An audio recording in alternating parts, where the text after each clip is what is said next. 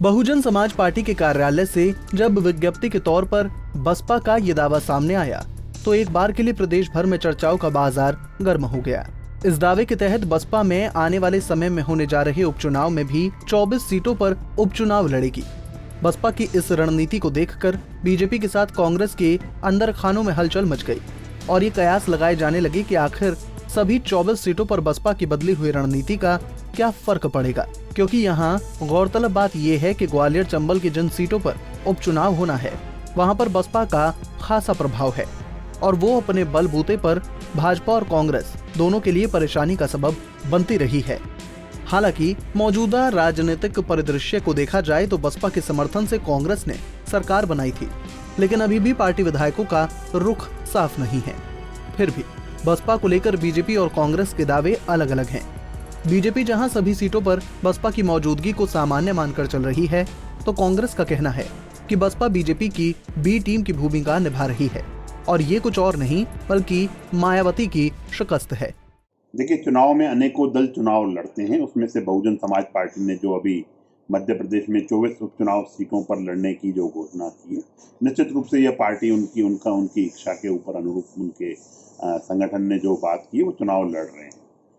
राजनीति में अनेकों दल चुनाव लड़ते हैं और इस चुनाव में निश्चित रूप से जनता को लेखा जोखा, जनता ने जो बहुमत जो मैंडेट दिया था उसका हिसाब किताब होगा।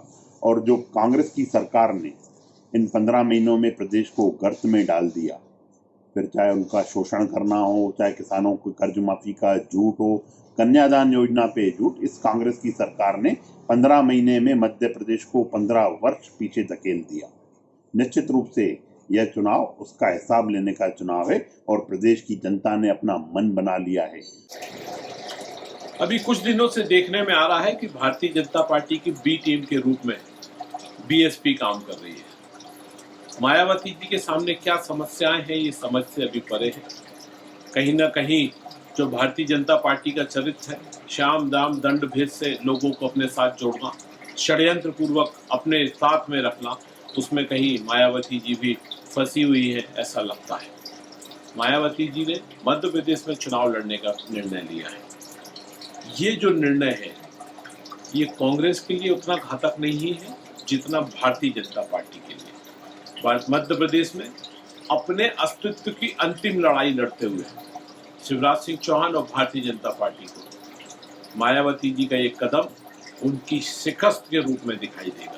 वैसे अगर देखा जाए तो जमीनी स्तर पर हमेशा से ही बसपा की मौजूदगी कांग्रेस पर भारी पड़ती नजर आई है, लिहाजा इस बार भी कांग्रेस का वोट बसपा की तरफ खिसकने के कयास लगाए जा रहे हैं।